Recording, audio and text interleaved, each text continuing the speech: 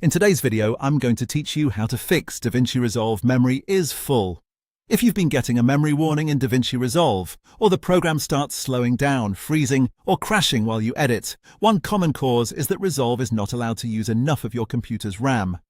The good news is that this is usually very easy to adjust, and I'm going to walk you through it clearly so you can make that change in just a moment.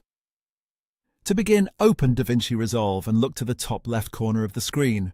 Click on DaVinci Resolve and then choose Preferences. This is where you can control important system settings that affect how the program performs, especially when working with larger projects, high-resolution footage, or multiple effects. Once the Preferences window opens, go to the System Settings area. In that section, look for Memory and GPU.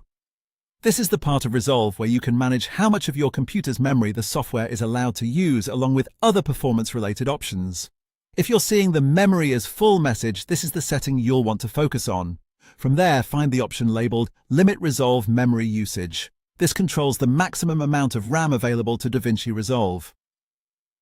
If the limit is set too low, Resolve may run out of memory more quickly, especially during playback, rendering, color grading, or when using fusion compositions.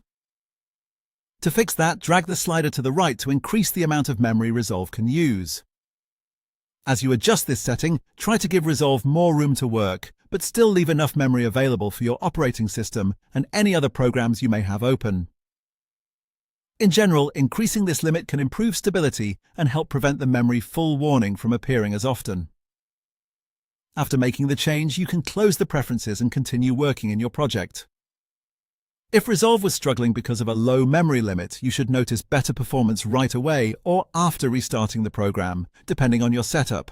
That's all you need to do to increase Resolve's memory allocation and help fix the memory is full issue. If you found this helpful, just remember that performance settings like this can make a big difference, especially when working on demanding edits. Thanks for watching, and I'll see you in the next video.